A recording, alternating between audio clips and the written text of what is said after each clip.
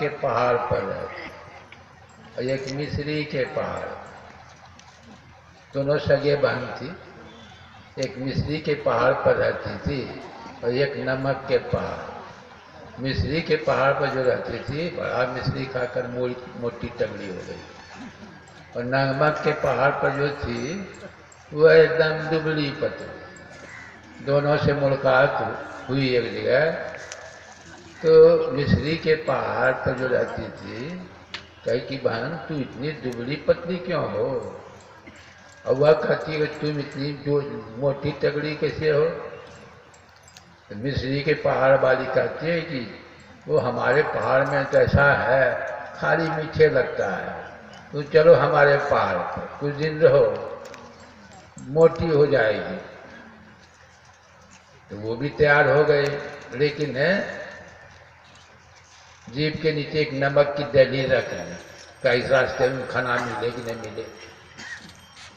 Jeep के नीचे नमक की दहलीज रहने लगी।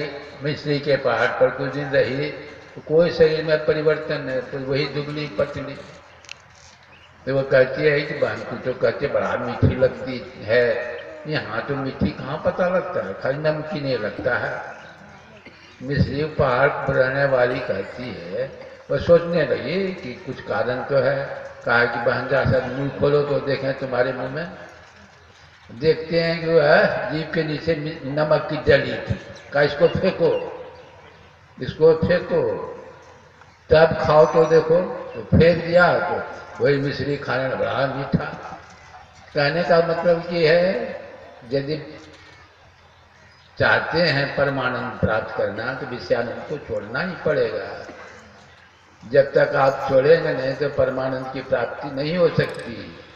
दुर्लभो विषय त्यागो दुर्लभो तत्व दर्शन, दुर्लभा सहजावस्था सदगुरु करुणा। विषय का त्याग हो जाए तभी तत्व दर्शन हो सकता है। यह होगा कैसे?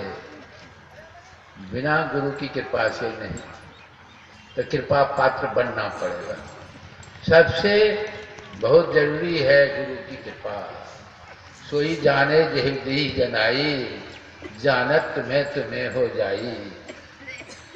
देखिए क्या कहते हैं, वेद में भी उपनिषद में आया है, नैनम आत्मा लभते प्रवचनेन न मेध्या न बौद्धा श्रुतेन यम वैसे विनुते त्यन लभ्यस्ते आत्मा वर्णते तनु स्वाम। ये बहुत बोलने से आत्मज्ञान नहीं हो सकता, बहुत जो है सुनने से भी नहीं होगा। आत्मा को जब व्रण करता है उसके सामने आत्मा अपने स्वरूप को प्रकट कर देता है।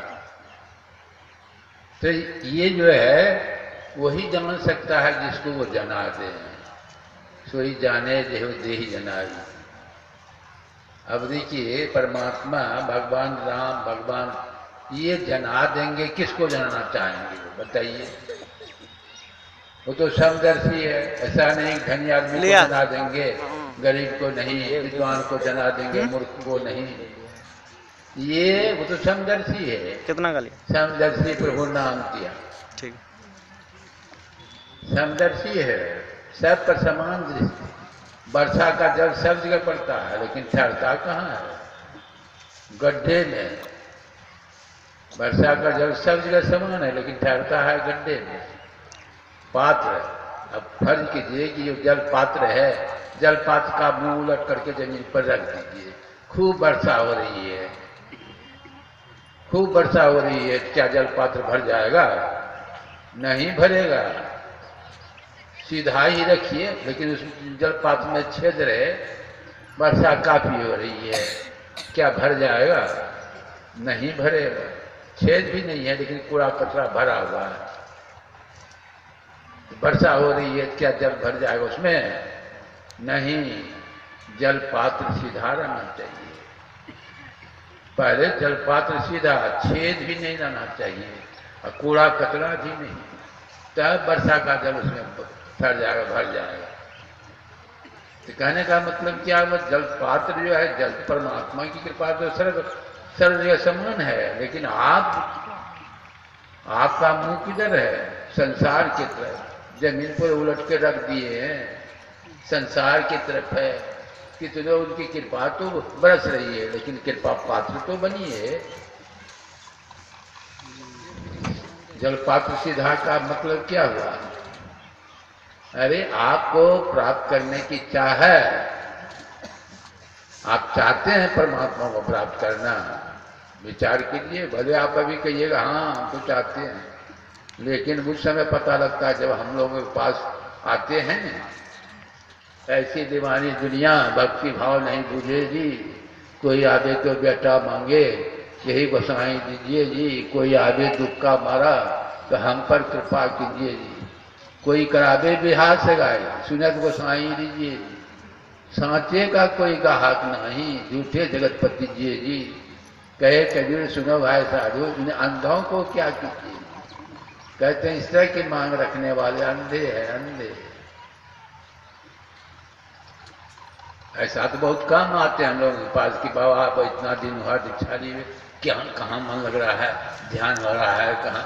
बहुत कम लोग आते हैं, प्राय आते हैं बच्ची की शादी नहीं हो रही है, लड़के का नौकरी नहीं, यह वो नहीं वह नहीं, कितना तरह का मांग की पोटली लेकर पहुँचते हैं।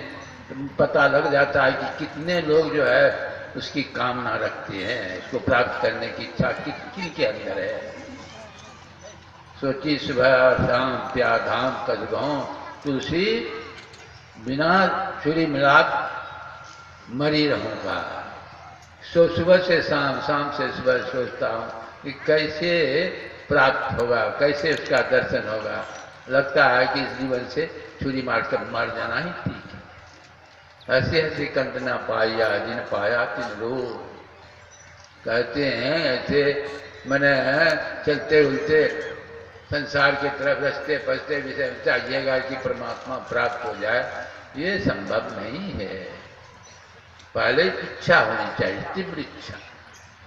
गए एक सेठ जी रामकृष्ण परमहंस के पास, का महाराज आप भगवान का दर्शन करा सकते हैं? का दर्शन करना चाहते हैं? कहा हाँ। चलो तालाब के किनारे ले गया, तालाब के किनारे का तालाब में डूबो। डुबकी लगा, रामकृष्ण परमहंस उसके पीठ पर बैठ गया, न ऊपर से दबाए रखा। थोड़ी देर के बाद तो आकबक करने लगा। जब देखा कि अब जो है प्राण निकलने, तब छोड़ देते हैं, भक्त से बाहर होता है। लोग सेठ भी कहते हैं कि आप भगवान का दर्शन कराने के लिए लाए थे कि मारने के लिए? कहा कि अरे बताओ पहले कैसा लगता था, कैसा लगता था? लगता था अब दम टूटेगा, अब दम टूटेगा। तो उसी तरह परमात्मा के प्रति होगा तभी दर्शन होता है। ऐसे होता है जैसे माँ का बच्चे के ऊपर टान, पति का पत्नी के ऊपर टान, लोभी का धन के ऊपर टान, ये तीनों टान यदि मिला जाए कितना होगा? उसी तरह परमात्मा के प्रति होगा तभी दर्शन होगा। ऐसे नहीं होता, वैसे नहीं होता। पहले तो सीधा पात्र होना, लेकिन छेद भी नहीं रहना चाहिए। छेद क्या है? एक काम, क्रोध, लोभ, मोह, ये सब छेद है, छेद है। ये भी नहीं जाना चाहिए, बंद होना चाहिए। और कूड़ा कचरा जन्म जन्मांतर से जीव जो कुछ गड़बड़ सड़बड़ जो भी कर्म करते हुए आया है, वो सब जो है जमा है, कूड़ा कचरा। वह जब तक साफ नहीं होगा तब तक तो ये ही काम। विषय को त्यागना है तो कैसे त्यागेंगे? आँख खुली रहे देखेंगे नहीं, कान खुला रहे सुनेंगे नहीं।